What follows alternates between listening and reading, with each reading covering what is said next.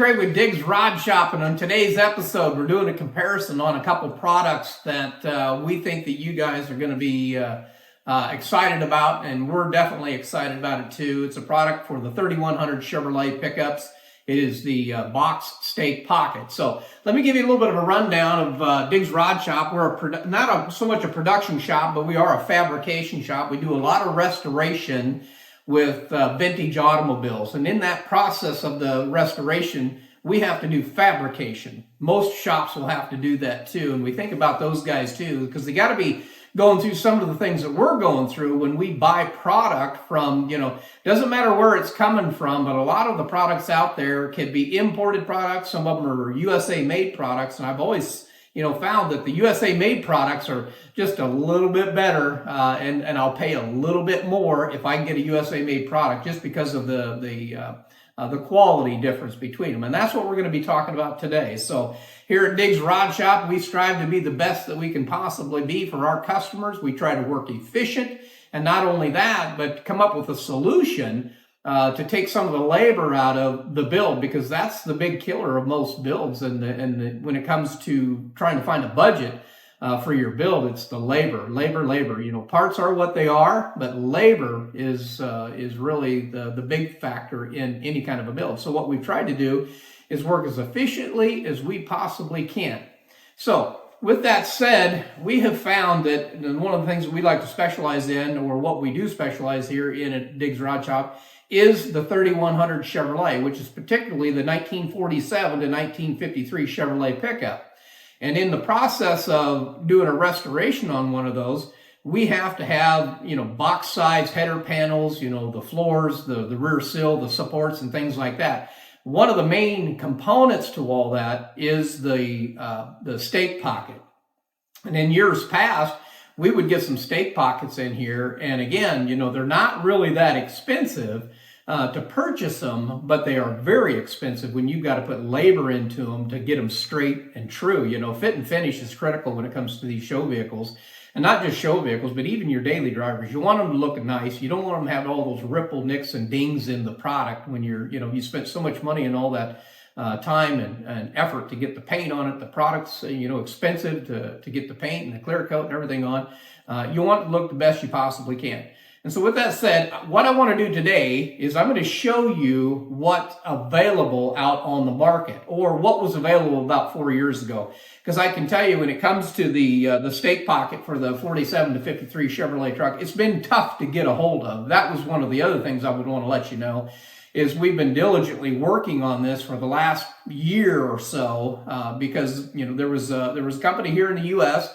that did provide these, but then they had their difficulties and wasn't able to supply them again.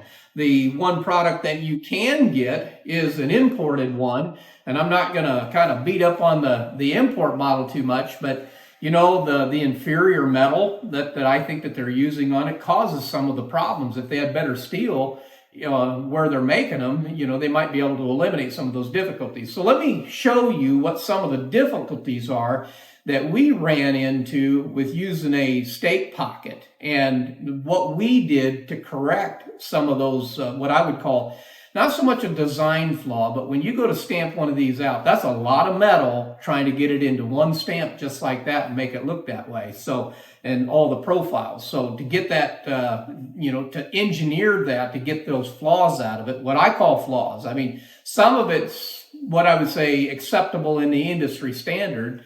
I'm a journeyman tinsmith. I have been for, 40 some years. And with that said, when I look at these parts, I'm thinking, man, there's got to be a way to get these, these creases and these ripples out of it. I know there is. So pointing out some of what I've not so much called design flaws, but after the product's actually stamped, this is what you get out of it. So if you bring the camera in here, and I can show the audience out there some of the difficulties. So one of the major difficulties that I would tell you that we have is, if you look at this thing, if I push on that part of the stake pocket right there, you can see there's a good ½ inch that comes up on it. So when it lands on the side of the box to have to weld that on, you've got to squeeze this thing together. So that's one of the things. It's not a major deal because most guys can do that with a clamp. But if you kind of look down This one particular here, you'll just see the inconsistencies, although I tried to clean that up the best I can, but there's dents in it. Even the press isn't even true all the way through, because you can see how right here in that one, particular one, I'll show you. I've got another one. I'll just bring it into play here too. Shows you just a little bit better, but you can just see that is just not, how would I say that, stamped nice and true and a good finish on it. So there's always going to be work in that. And, again, this one here, you can see it does the same thing, and it's just got a definite lift on it too. So some of the other ones that come to you, you can look at that one right there. It does not come with any kind of a primer on it. And this is one thing that I have a lot of respect for this imported one. I don't know where this one was made, but I will tell you that it doesn't come with any product on it. It's kind of okay, but you're probably going to have to do some sanding on it. You're going to have to put it in the sandblaster or something like that to get it cleaned up. Again, more labor to get it straight and true. And what we've been working on is our efficiencies here in the shop, so that, again, it boils down to the customers paying the bills on this thing. And I can buy, one of these for about $60 and get it to the door. But if I have to spend 2 hours on it at, shop rate, the customer's got a lot of money in that. And so that was one of the things that we kept in mind when we were engineering this product right here. So, and this is ours, and I'll show you here in a minute. Here's another one, if you bring the camera in, that's made out there. This is a pretty nice looking stake pocket, but if you look right here, you can see that all that material bunches up when it actually comes into the press, so it doesn't have any place to go. The other thing that I didn't like about this one is, this is always at an angle. Some of them are straight, but this one's at an angle. So if you had to weld this is up underneath the roll of the box side. Now you got to get up in there and, you either got to weld it full, square it off, straighten it, add a little bit of filler. I don't like to do that. And again, it's one of those deals where, I want to work as efficient as I possibly can. The other thing I don't like about this particular one is angled off at the bottom here. I want that to run true to the bottom of my box. And again, you'd have to either add some kind of product in there, weld or whatnot, fiberglass. Again, I don't like doing that. I think if it was straight across the bottom, that would be good. You could weld it, you'd be done with it, and you've got 100% steel in there. The other thing that I didn't like about this one here, you've got option A or option B. Option A, you can put it in like it is, but option B, if you see right here, it comes off at an angle. And that's not true to even the original part of the design. These are supposed to run true. And I can show you, here's another one right here. It runs true and it comes off straight. So this is a pretty good product right here. These are just different companies that actually provided these. And I would even tell you this one here, if you look at it, it's pretty true. I mean, this is a flat table that I have here. It wasn't too bad right there. But again, this one's been discontinued. You guys will probably recognize this one, which you can't get that one anymore. It's a pretty good product also, kind of true through the middle. I can see a little bit of a wobble in the press design right there, but this one here was probably the worst one. I'll tip it up and hold my thumb there. You can just see how far that actually comes. So you got to squeeze that back together. Now the finish on this is pretty good because you can weld and product will adhere to it. But anyway, with that said, I can tell you that one's no longer available. One of the big things that we have here in the shop, again, when it comes to metalwork with this particular one right here, if you come in close with the camera again, I'm going to just kind of put that at an angle and hopefully you can catch that. This thing's got this big ripple right here. Most of these products do the same thing. I'll bring that one in too. And you can see this one. This is really predominant right here. And unless you get the hammer and the dolly out or the grinder, you're not going to get that out of there. If you add filler to it, you're just adding filler, which is, again, it's a no-no for me here in the shop. You want to do as much metal work as you possibly can to ever have to do that. So I show you guys all that so that I can show you our prototype. So our prototype, we worked with a local company here in Iowa, where we're from. And, this took, oh my goodness, 16, 18 weeks. Between the engineering and our drawings like we wanted. It's not 100% exact replica. It's not. it's a 47 to 53 style is what it is. And, you know, you'd be hard pressed to compare it to an original part.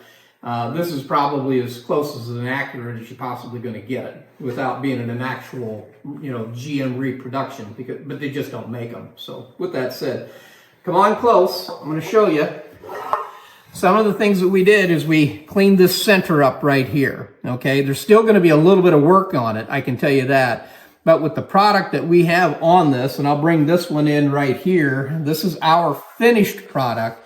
You're going to be able to block on this. This has got an epoxy on it. It's Axalta epoxy primer, and you can work that down just a little bit. There's nothing perfect. That's why I don't want to beat up on this stuff too bad, because they're doing with what they can on these imported ones and even some of the local ones. But this was our prototype.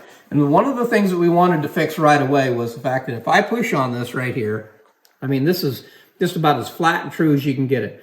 So we've already, you know, accomplished that portion of it coming out of the die. The ones that we have, if I push on it, it has a little bit, okay?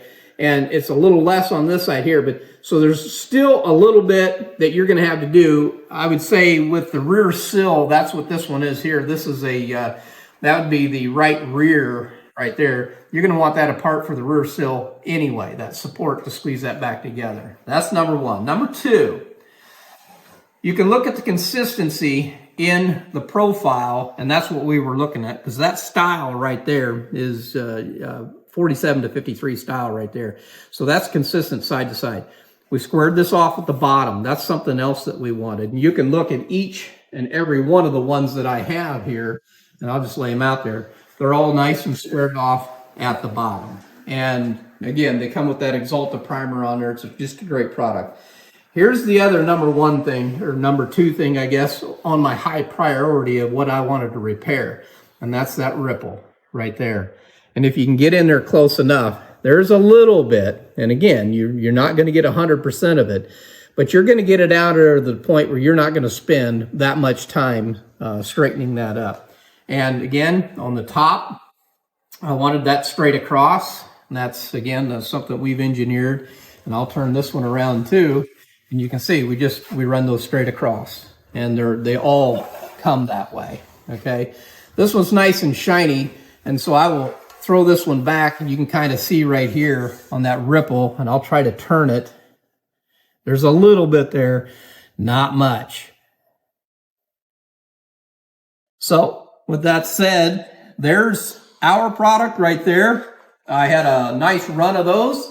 You can shop DiggsRodShop.com. We have an e-commerce site that you can go on and you can order these. We're working with a few companies right now to get them, get them on board so that they can have them in stock too. And so you can order from them also. I won't give out those names right now, but with that said, you can go to DiggsRodShop.com. This video will come out about the same time that e-commerce site comes up, so you can order these from us. You can go to the site, find out how much they are, shipping to your location. The other thing is it's going to come in a box by itself, just one unit. You can buy a set of 4 of them also. So 4 take for a short box, a 3100 series Chevrolet pickup. And then the long box, I will also tell you, you can order the extra one. And that one is right here, I will tell you. So we went ahead and made a plain one. So we got a left, we have a right rear, and then we have the left and the right front right there. And then we have the plain one for the guys that have the long box. And so you can actually install that one too. So with that said, this is Craig Diggs Rod Shop working for you guys. We do it here in our own shop. Hopefully we've taken a lot of the labor out of trying to get one of these products to even get closer looking at like this. And, again, we're working for you so that you can work for your customer efficiently. So go to DiggsRodShop.com, check us out on Facebook, and definitely YouTube. We appreciate it if you'd like us and subscribe, because we're going to continue to do more videos. And I will also tell you at this point, we make the box side for those trucks too. And something that I didn't mention, these are 16 gauge cold roll steel made right here in the USA. And again, I mean, this thing is stout. I know you're not going to use it as a pickup anymore, but we wanted them stout. And so some of these products out there are 19 gauge. We wanted the original 16 gauge. So again, cold roll steel, right here in the USA. Same with the box side, 16 gauge cold roll steel. If you order a box from us, you'll get it with the stake pocket on it. I'll also tell you the box, we're doing a run of them without stake pockets on them too, because I've had a few guys want to run a different style of stake pocket on that box side. We can do that for you too. So with that said, this is Craig, Diggs Rod Shop, and we will catch you back in the shop. Not on the road this time. Have a great day.